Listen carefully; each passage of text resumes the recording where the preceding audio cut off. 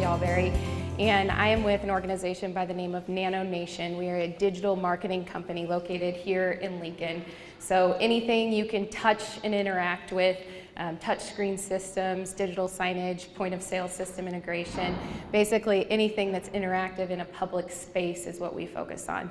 And so we're going to switch gears a little bit here. We're going to talk a little bit about the young professionals in our environments, but particularly young executives. So young executives as a topic was actually, I thought, oh, that's such a great idea. I would love to talk about that. But then as I started to compile all of my notes, I couldn't really come up with much.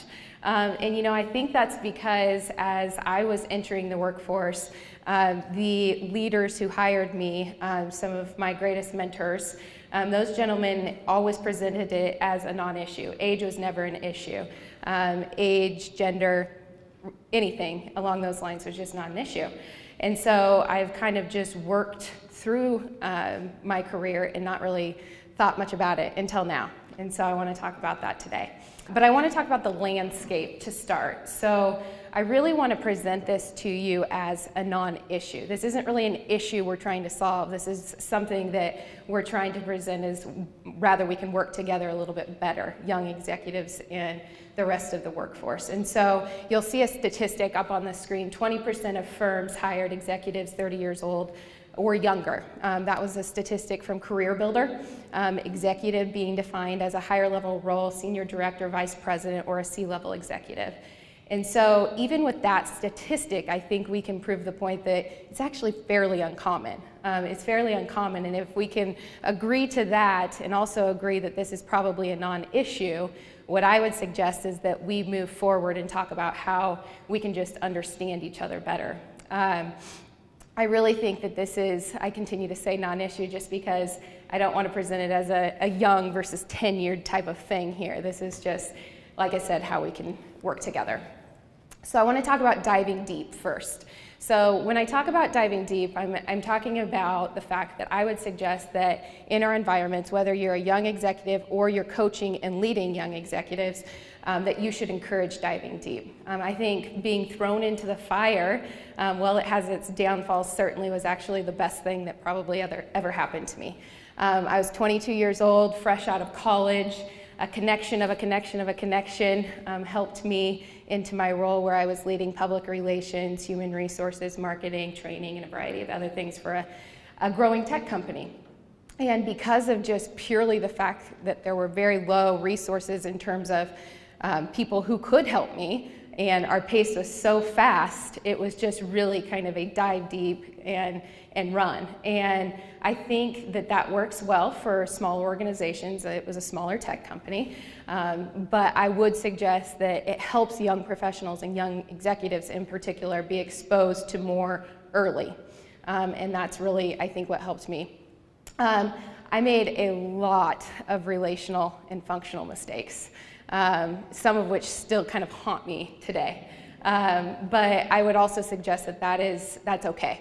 Relational and functional mistakes are how we grow, and we should probably encourage that with our young folks as well, and especially people in executive roles for the first time. I'm also a firm believer that exposure is comfort. So as we expose young professionals, it's simple. The more we do something, the more we're in particular environments, the more we speak at things like this, the more comfortable we are. And so I think being intentional about bringing people along with us is super important. And so I'd encourage that as well. The last point on this slide is just succeed and fail in rapid form. I think we just need to run people through. We need to make sure that they're working through the processes and failing and succeeding and learning from it and moving on. I think, again, being exposed to a lot and failing a lot was actually the most helpful thing. And so I would be, I think a lot of you in here I've worked on community type initiatives with, and so I think it's very important that we talk about how community also impacts a young executive's work life. And so we'll move on. Community, so there's the impact portion. We all can find things that we're passionate about, and we can serve in skills and related ways that impact nonprofits, for instance, in our community. And through that, hopefully, we gain more skills. So being on boards of directors, committees, things of that nature, that is exposing us to sometimes topics that are just outside of our day-to-day altogether. For me, it's helpful when I'm diving deep into the financials of a nonprofit because I don't do that every day. So just exposing our young folks to community involvement, I think, is a good thing.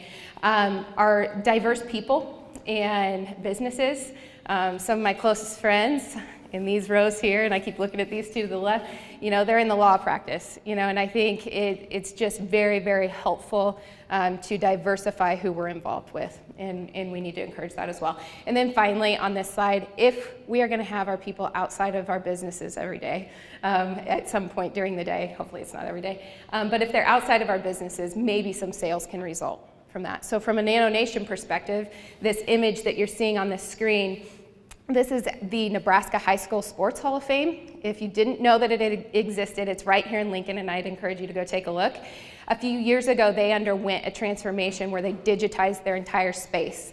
And through that digitizing effort, they now have this space that has static stuff all throughout, sports history, and then digitized work as well. That all came from a connection that I made in the basement of Nebraska Global. And so I want to make sure that as we're encouraging community involvement, we focus on the impact and the mission of those organizations in which they're involved, but also we understand that there can be some benefits to business as well. All right, revelations, real quick. So when I was thinking through this and having a really hard time figuring out what I was going to talk about, I sought out the CEO of Spreetail, and I said, I have these questions, and he was traveling, but he sent me a lot of really good information, and some of which I'm going to share here. This is a little bit of mine and a little bit of his. First, appearance matters. So this is just as simple as it gets. The way we dress, the way we interact with people, the way we talk, the people we hang out with, all of those things, we need to make sure our young execs and our young people know that that matters. Second is prioritizing is difficult. This is what I struggle with the most every day, is we all can be busy. There's always plenty to do, but are we busy with the right things? So teaching young execs early that we need to prioritize better is good. Family changes things. This is a tough topic for me to talk about. When I had my daughter, my husband Tate and I had our daughter 3 years ago, my whole professional world was just completely rocked. I didn't really know how to handle it, and I had to reprioritize my time, be a little more selfish. I still am horrible at it, but family life changes things, and recognizing that that exists in our businesses is important. Megan, who's here today, she actually left Nano Nation because this was a topic I did not get until I was a mom myself. I overworked her. See, this is hard for me. Overworked her, didn't get it, but she came back, and things are good now. Yeah, she's back at Nano, and I fixed all my problems. No. The last thing is we need advisors. I actually ran through this with Megan earlier, and she's like, advisors, what does that mean? It's basically mentors, but I get annoyed with the word mentor, so I changed it to advisors. The people who have come alongside me in this community, it literally almost brings me to tears. They're people who are more senior. They are people who believed in me. They believed that I could be a leader in Lincoln, and I'm so thankful for them, and I hope that we can all provide that to people as well. Leaving you with this. I heard this at our last Rise event, and Katie's has her head down, so I can't see her back there and get nervous. But I think this is something that I've actually lived by, and I didn't really realize it until I heard it. If the door is cracked, open it and walk through it. We can talk about that later, but thanks for having me.